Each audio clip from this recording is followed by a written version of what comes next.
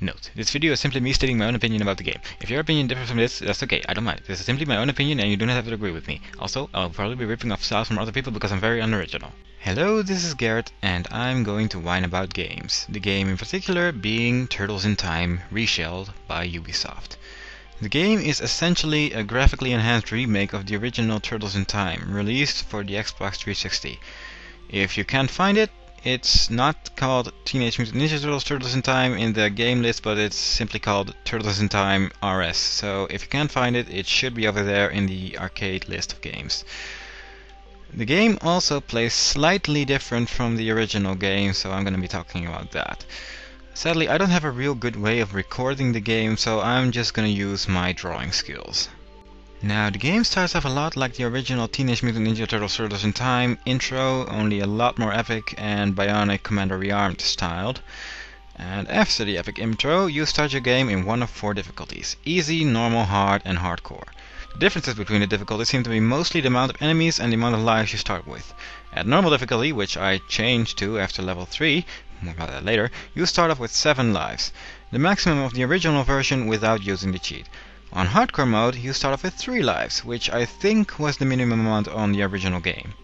Being the manly man that I am, I naturally started off at hardcore. After choosing the difficulty, you can choose one of the 4 turtles. Leonardo is pretty balanced, Donatello does a lot of damage with a large range, but is fairly slow. Michelangelo is pretty fast, but does a pretty small amount of damage. And Raphael is the equivalent of me standing in his place, naked, using balloons as weapons with big neon letters above me that say, "Hits go here."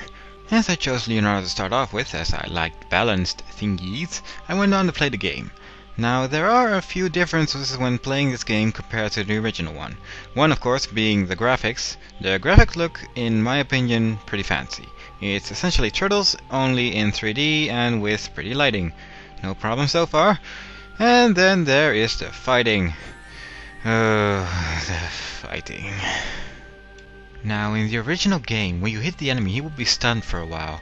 If you then walk over to him and attack him, you would pick him up, and if you'd let go of the directional pad in his attack, you'd slam him on the floor several times and hit everyone nearby. If you'd hold forward and attack, you would throw him at the screen. Or it was the other way around, I don't really remember. In this game, however, I honestly don't have a clue how to pull it off. I've done it at random on several occasions, and I've tried to do it like in the original game, which sometimes seemed to work too, but most of the times it didn't. But I don't know.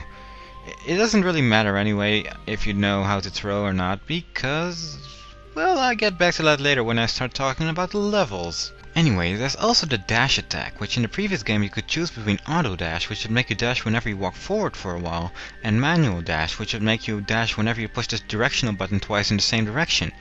In this game, however, you constantly dash, and you do the dash attack auto dash style, by running for a while and then hitting the attack button.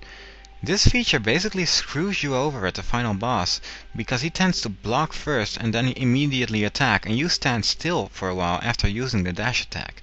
So that's kind of annoying, and you'll probably notice this when you reach the final boss. Then there's a special attack, which is actually a lot like the dash attack from the old game, only you can use it while you're standing still. There's no real penalty for using it anymore, and the move in general is just kind of bad. You stand still for a while after you use it, just like in a normal dash attack, so there's often no real reason to use it. But enough about the moves, let's talk about the levels for a while. The levels are mostly the same compared to the old game, only with some minor changes here and there. But the first level, for example, is pretty much the same as the original. There's lots of enemies, you hit them, you win, go to the next screen, the ball flattens you, and the enemies flatten too, and then you reach the giant Krang that shoots lasers from his eyes. First, there's the excellent voice acting that makes the giant Krang sound just like a Muppet. And then there's the fact that you can pretty much just walk past the entire thing before it actually gets in your way.